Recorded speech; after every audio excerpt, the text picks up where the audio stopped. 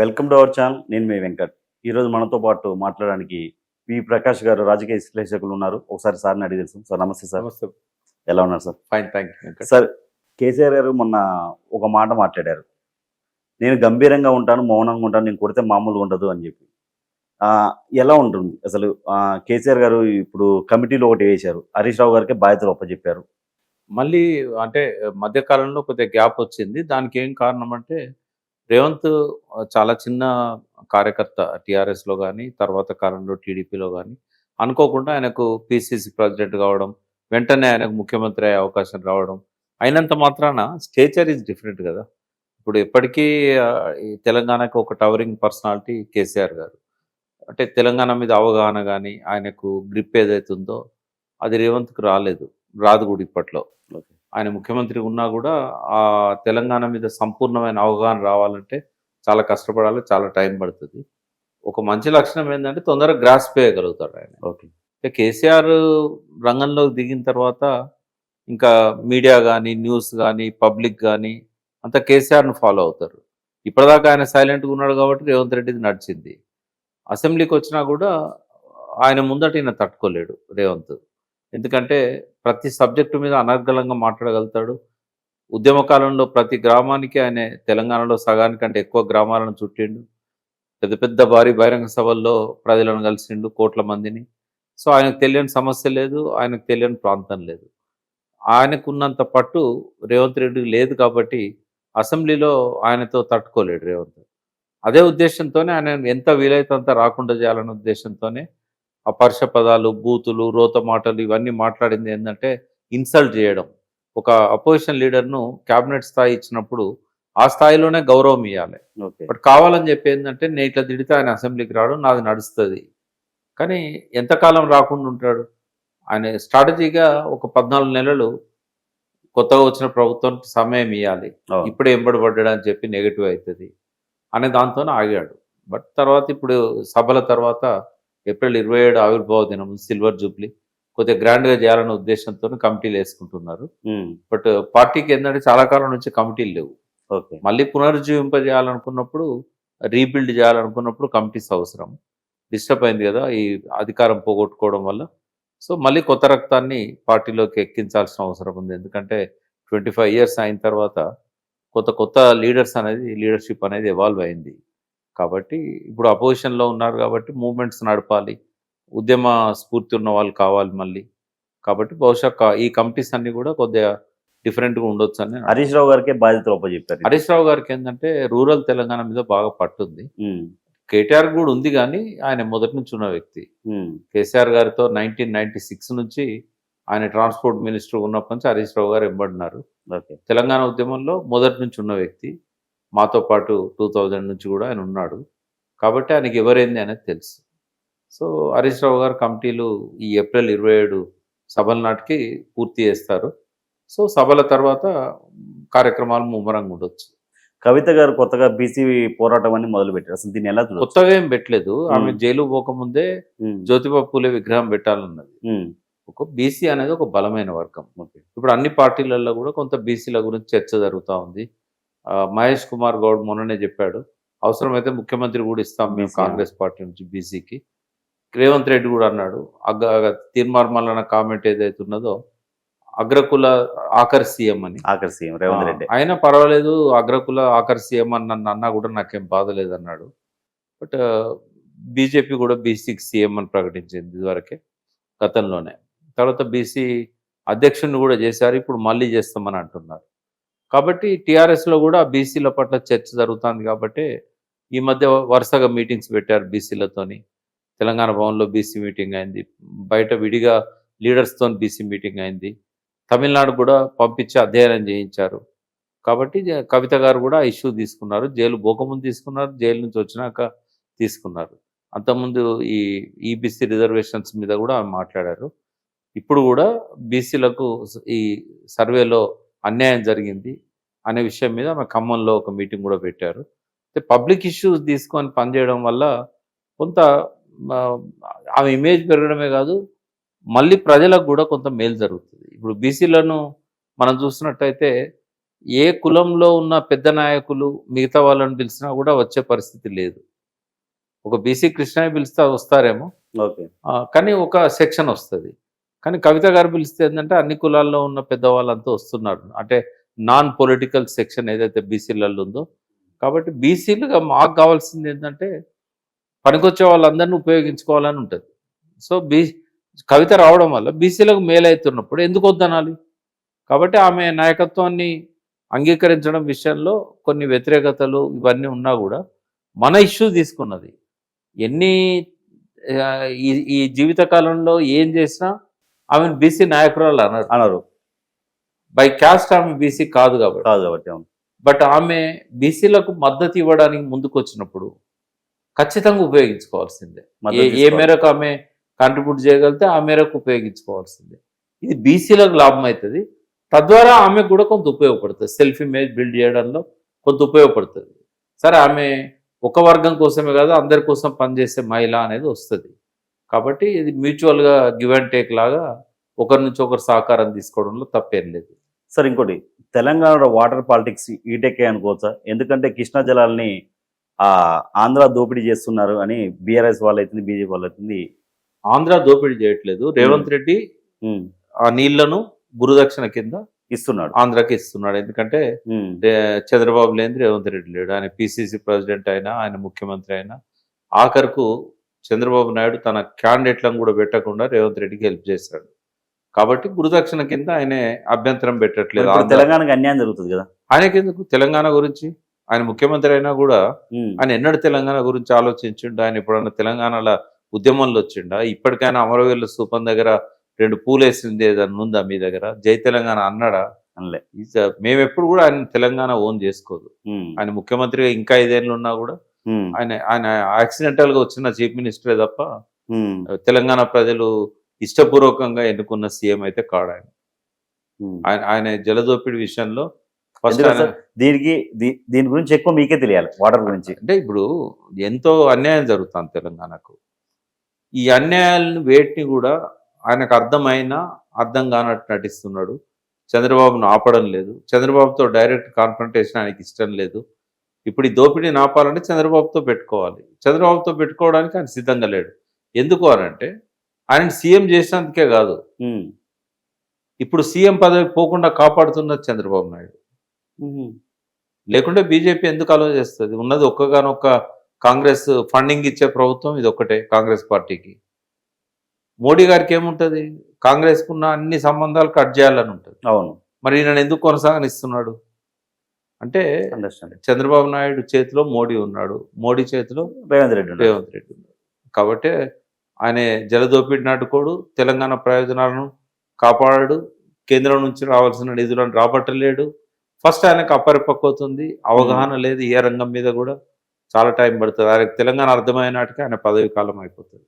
సరే, ఇంకోటి, రేవంత్ రెడ్డిని సీఎం పదవి నుంచి దింపడానికి 25 మంది కాంగ్రెస్ మంది ఎమ్మెల్యేలు ఒకటయ్యారని చెప్పి ఎర్రబెల్లి దయాకర్ రావు గారు ఒక వ్యాఖ్య చేశారు. దీన్ని ఎలా చూడొచ్చు? ఆయనే అడగాలి దయాకర్ రావును. ఎందుకంటే నాకు తెలిసి సీఎంగా 4 ఏళ్ళు ఉండొచ్చు ఆయన. ఎందుకంటే ఇప్పుడు దించాల్సిన అవసరం రాహుల్ గాంధీకి లేదు, నరేంద్ర మోడీకి లేదు. ఇంకెవరు దించుతారు ఆయన్ని?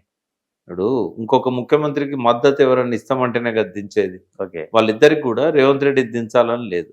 ఆయన బీజేపీకి సహకరిస్తున్నాడు, రాహుల్ గాంధీకి ఫండ్ పంపుతున్నాడు. ఇంకెందుకు ఆయన దించుతారు? రాహుల్ గాంధీ గారి అపాయింట్మెంటే రేవంత్ రెడ్డి గారు దొరకట్లేదు. అపాయింట్మెంట్ ఇవ్వకపోయినా కూడా ఆయన 5 ఏళ్ల పాటు కంటిన్యూ అవుతాడు. అపాయింట్మెంట్తో అవసరం ఏమున్నది? వాళ్ళు ఫోన్లో కావాలంటే మాట్లాడుకుంటారు, హాట్ లైన్ ఉంటుంది. దాంతోపాటుగా ఆయనకు ఎప్పుడు డబ్బులు అవసరం ఉన్నా రేవంత్ రెడ్డి పంపిస్తూనే ఉంటాడు ఎలక్షన్స్లలో వాటిలలో. కాబట్టి అది పెద్ద ఇంపార్టెంట్ ఏం కాదు. సరే, ఇంకోటి, తీర్మాన్ మల్లన్న గారు కొన్ని వ్యాఖ్యలు చేశారు. ఇది ప్రభుత్వ సర్వే కాదు, ఓన్లీ జానారెడ్డి గారి సర్వే, దీన్ని ఉచ్చబోసి తగలబెట్టండి అని. అంటే ఏం మాట్లాడినా కూడా సర్వే పట్ల నేను కూడా అదే అభిప్రాయంతో ఉన్నాను. ఎందుకంటే ఈ సర్వే అనేది శాస్త్రీయంగా జరగలేదు, సంపూర్ణంగా కూడా జరగలేదు, మళ్ళీ అవకాశం ఇచ్చినా కూడా జరగదు. కాబట్టి ఇది రెడ్డిలను ఎక్కువగా చూపెట్టుకోవడానికి చేసిన ప్రయత్నం ఇది. అందులో ఒరిజినల్గా వచ్చిన ఆ సర్వే ఫలితాలను కూడా వాళ్ళు దాని పరిగణలోకి తీసుకోలేదు. కంప్యూటర్స్ దగ్గర కూర్చొని ఒక స్టాటిస్టిక్స్ మనకు డిస్ప్లే చేశారు. రియల్ సర్వే అనేది సమగ్ర సర్వే అప్పుడు కేసీఆర్ చేసినా కూడా పూర్తి న్యాయం జరగలేదు. అందులో కూడా ఏంటంటే కరెక్ట్ గణాంకాలు రాలేదు. ఇప్పుడు ఈయన చేసిందంతా అంబగిది. కాబట్టి ఆ సర్వేకి ఎటువంటి వాల్యూ లేదు. సరే ఉమ్మడి ఒకటి ఏదున్నా కూడా సర్వే ఉమ్, ఆయన చెప్తున్న దాని ప్రకారం కూడా బీసీలు 46% ఉన్నారు, ముస్లిం బీసీలు ఇంకో 10% ఉన్నారు. మరి కామారెడ్డి డిక్లరేషన్ ఎందుకు చేయడు, అమలు చేయాలి కదా. అవును. కాబట్టి ఆ 42% ఇప్పటికైనా ఆయన చేయాలి. చేస్తే బీసీలు కొంత పాజిటివ్గా ఆలోచిస్తారు కాంగ్రెస్ గురించి. సార్ ఇప్పుడు 10 సంవత్సరాల్లో ఉన్న బీసీలు పెరుగుతారా తగ్గుతారా? బీసీలు తగ్గడం ఏంటి, ఓసీలు పెరగడం ఏంటి? అంటే ఆ సర్వే గురించి మనం లోతుల్లోకి వెళ్ళాల్సిన అవసరం లేదు, ఎందుకంటే ఆ, ఆ సర్వే రిపోర్ట్ కాదు అది, కంప్యూటర్ దగ్గర కూర్చొని చేసుకున్నది అది. అది ఇట్స్ పూర్తిగా ఆ, అశాస్త్రీయం అనే దానికంటే కూడా అది సర్వే మీద బేస్ చేసుకున్న ఫిగర్స్ కాదు వాళ్ళు ప్రకటించినాయి.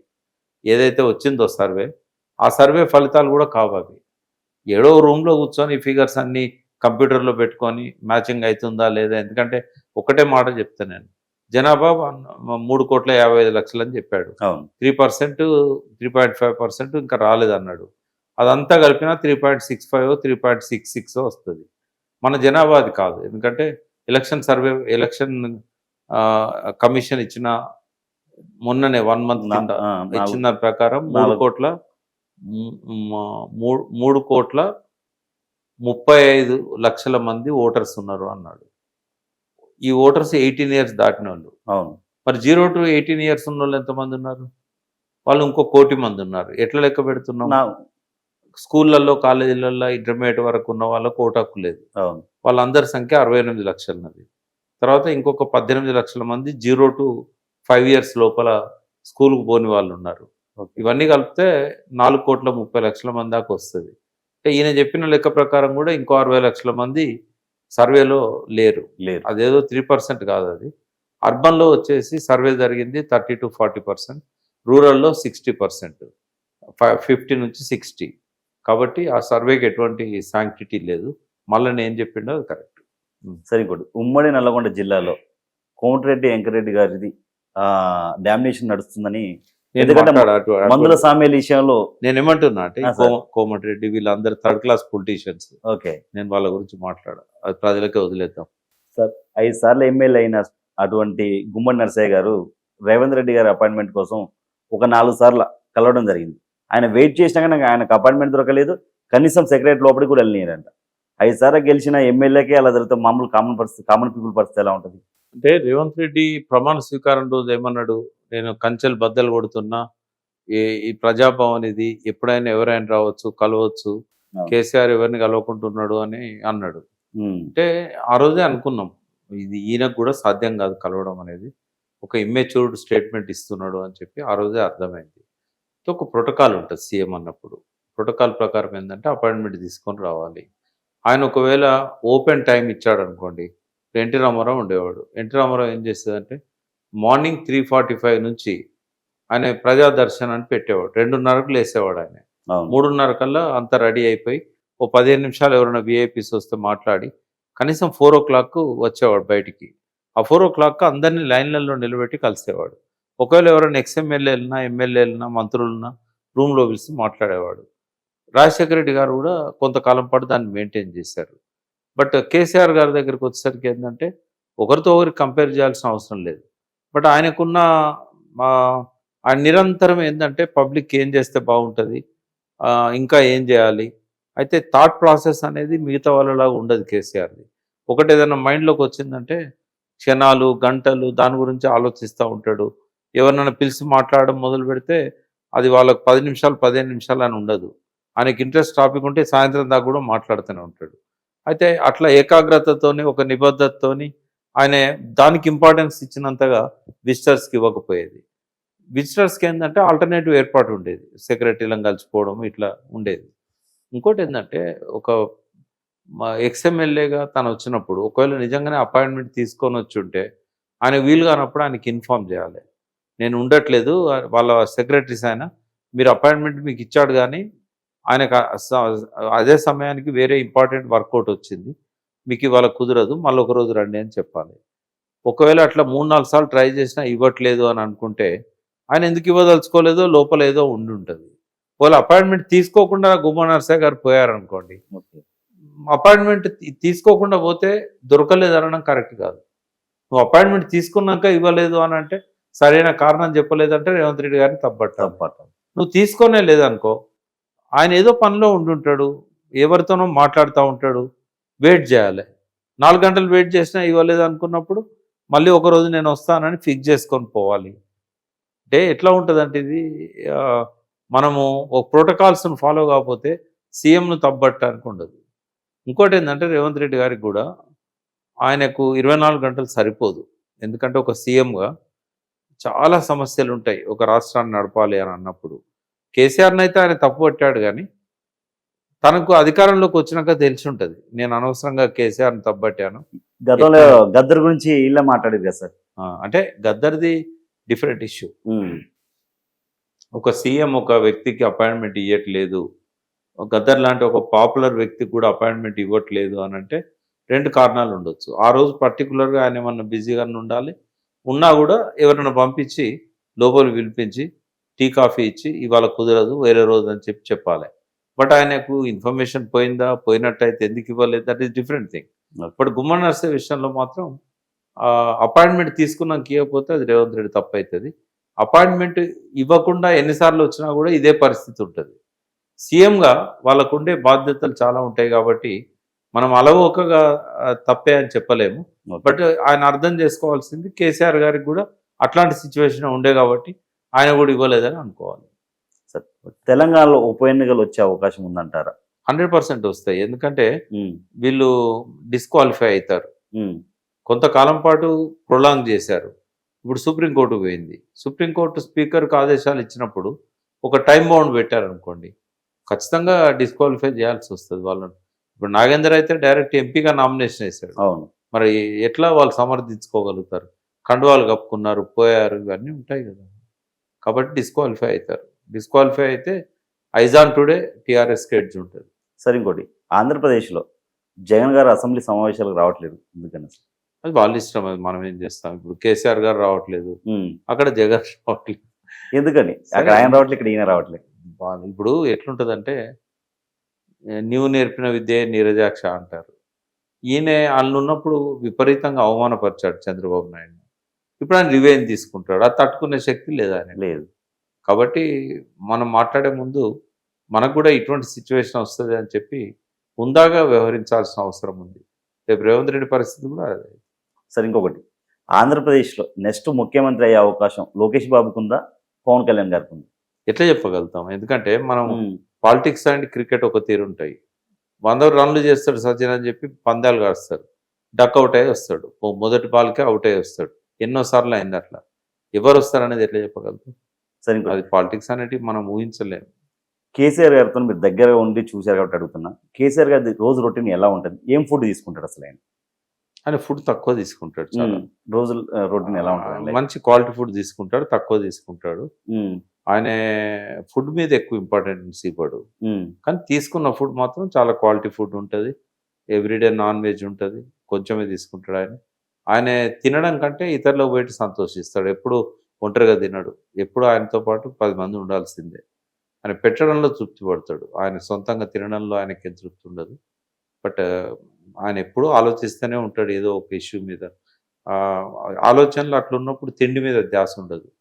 బట్ ఆయన డైలీ రొటీన్ డిఫరెంట్గా ఉంటుంది, మనలాగా ఉండదు ఆయనది. మార్నింగ్ అంతా ప్లానింగ్లో ఉంటాడు ఆయన. ఆ పేపర్లు చదువుతాడు కాబట్టి ఆ పేపర్ల ద్వారా చాలా విషయాలు ఆయనకు ఏం జరుగుతుందనేది తెలుస్తుంది. అందరిలాగా కాదు, మిగతా ముఖ్యమంత్రులు కానీ ప్రతిపక్ష నాయకులు కానీ వాళ్ళ దగ్గర ఉన్న అసిస్టెంట్స్ కట్ చేసి పెడతారు క్లిప్పింగ్స్. ఈయన అట్లా ఎవరో సెలెక్ట్ చేసిన క్లిప్పింగ్ చదవడు ఆయన మొత్తం పేపర్ చదువుతాడు. చదివినప్పుడు తనకు అవసరమైన వార్త గురించి ఆయన ఎంక్వైరీ చేస్తాడు, దాని మీద నాలెడ్జ్ పెంచుకుంటాడు. ఇమ్మీడియట్గా వాళ్ళకి ఫోన్లు చేస్తాడు అవసరమైన వాళ్ళకి. ఆ రోజంతా అవే ఆలోచనలతోని అటువంటి వాళ్ళతోనే మీటింగ్స్తో గడుపుతూ ఉంటాడు. ఆయనది ఎక్కువ టైం ప్లానింగ్ కోసం పెట్టుకుంటాడు. థాట్ ప్రాసెస్ చాలా డెప్త్గా ఉంటుంది అనేది. మిగతా వాళ్ళతో మనం కేసీఆర్ని పోల్చలేము. సార్, రాను ఇప్పుడు తెలంగాణలో రాజకీయాలు మారబోతున్నాయి అనుకోవచ్చా? మారాలి, తప్పకుండా మారాలి. ఎందుకంటే నా దృష్టిలో అయితే కొంత బీసీలలో చైతన్యం వచ్చింది. ఓకే, బీసీలు పోలరైజ్ అవుతున్నారు. కానీ అన్ని పార్టీలు కూడా బీసీ వాదాన్ని ఎత్తుకునేసరికి ఏమైతాయంటే బీసీలో ఓట్లు చీలిపోతాయి. బీసీలు వాళ్ళంతా వాళ్ళు ఒక రాజకీయ పార్టీ పెట్టుకునేదాకా ఓట్లన్నీ చీలుతూనే ఉంటాయి. ఈ సుదూర భవిష్యత్తులో అంటే పార్టీలు పెట్టచ్చు, కానీ ఆ పార్టీలకు నాయకత్వం వహించే వాళ్ళని బట్టి ఆ పార్టీలు నిలబడతాయా లేదా అనేది ఉంటుంది. బట్ చాలా ఆవేశము, ఎమోషన్ బీసీలలో కనబడతా ఉంది. బట్ ఇప్పటివరకు అయితే ఏ నాయకుడు కూడా పార్టీ పెడదామని ముందుకు రాలేదు.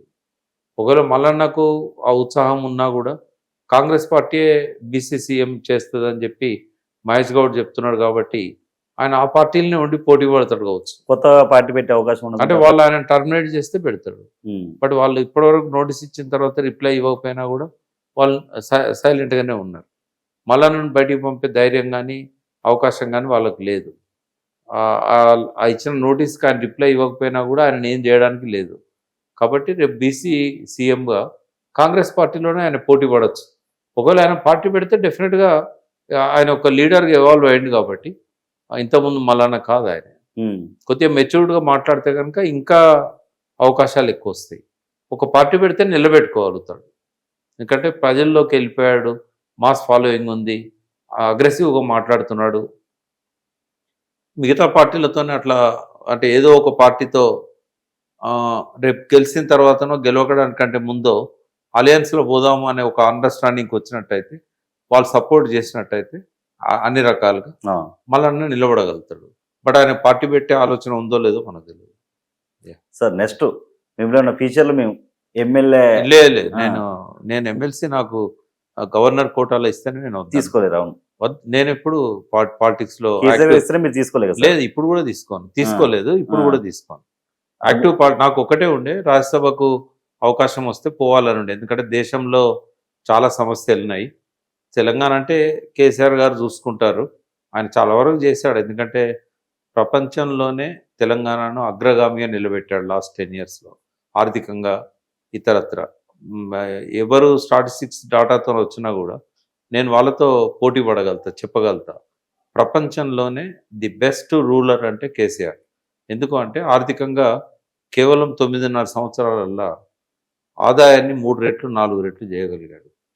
జిఎస్డిపిని, తలసరి ఆదాయాన్ని పెంచగలిగాడు.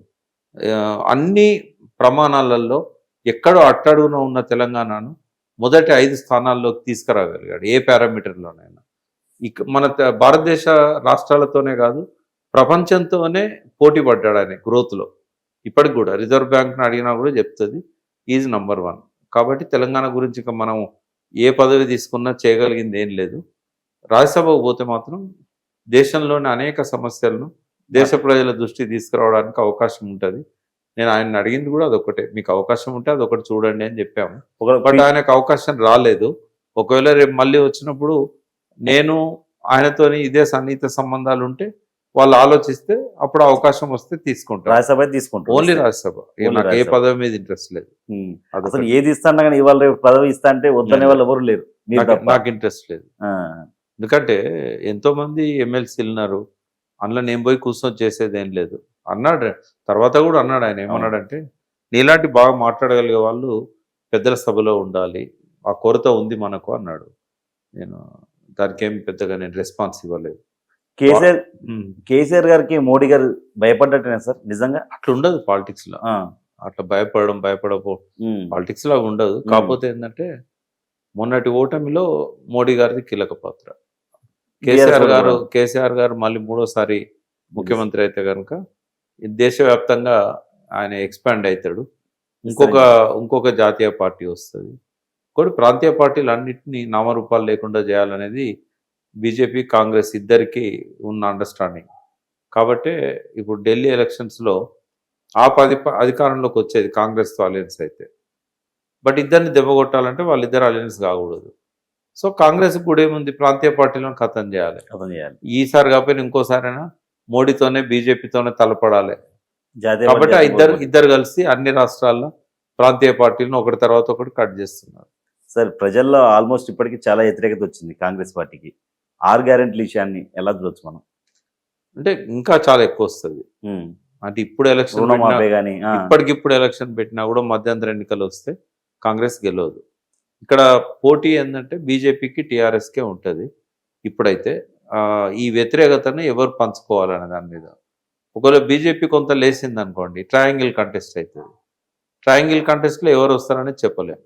ఒకవేళ కనుక బీజేపీ ఇంకా తగ్గింది అనుకోండి, టీఆర్ఎస్ కేక్ వాక్ అవుతుంది. ఉమ్. కాంగ్రెస్ అయితే రాదు ఎట్టి పరిస్థితుల్లో. ఇప్పుడు ఈ సర్పంచ్ ఎలక్షన్స్ ఎప్పుడు వచ్చే అవకాశం ఉంది సార్? అంటే బహుశా పెడతామని అన్నారు కదా, ఈ ఉమ్. కులగణన అవును, పూర్తయిన BC. తర్వాత ఇప్పుడు ఈ 42% ఇవ్వడం సాధ్యం కాదని చెప్పి అనుకోవచ్చు రేవంత్ రెడ్డి.